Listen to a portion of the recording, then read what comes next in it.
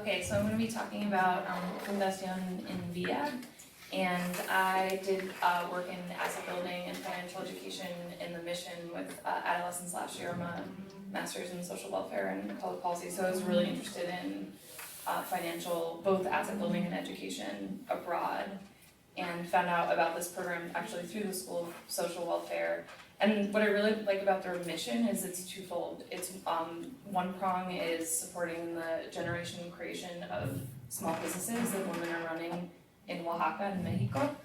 And also the second part is kind of personal empowerment and everything else that goes along with asset building. So I like that they don't only just focus on asset building, but then recognize that there's a lot of other things they can be doing to support women who are trying to self-sustain themselves in Mexico.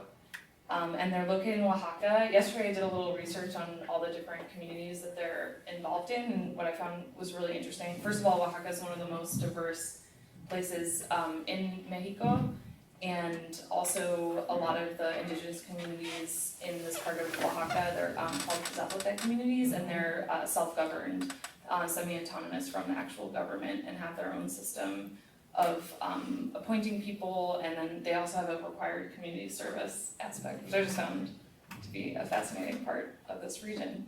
And you can just see the different, between the different communities, there's just different levels of people who only speak the native language versus people who are speaking Spanish, so very diverse. So EnVia actually just had its 5-year anniversary, right when we spoke with Mariana, one of the coordinators. And she was just talking a lot about what kind of, they have a very grassroots approach. I've done research on Kiva and other microfinance organizations that are really widespread, but it seemed like EnVia is just very focused on Oaxaca in Mexico and had more of a community-based approach.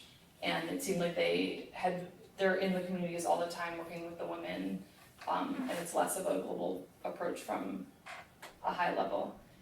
And there's a really awesome video that's too long to show right now about their different programs, but basically can be broken down into 3 different programs. The first is microfinance with development, so they combine microfinance with tourism.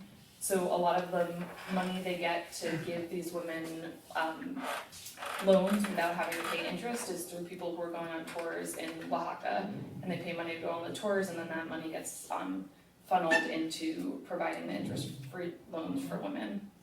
And they're actually in groups of 3 to have to pay that loan back, so it kind of creates a community and a sense of accountability for paying the loan back. And then there's an education piece, so they have a whole spread of education courses ranging from health, Zumba, cooking, composting, pretty amazing.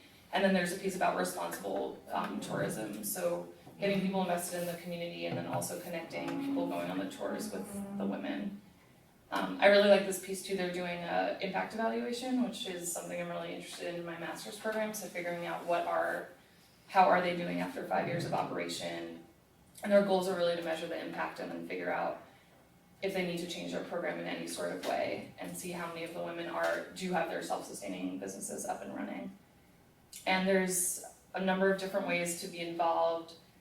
Straight from I put like low touch, just donating. If you're in Oaxaca, you can go on a tour and kind of meet some of the women and invest that way, but then also going down there's an English program, so working in the English program as a teacher, which you don't need any experience in, they help you figure out how to do that, and then also being a program coordinator.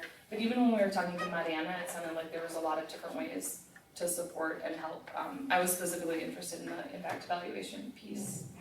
So yeah, the contact information down there, and we found this program, the School of Social Welfare runs a summer program for master's students called Sin Fronteras, and they collaborate with I think 12 different organizations in Oaxaca to do on the ground social welfare in Oaxaca.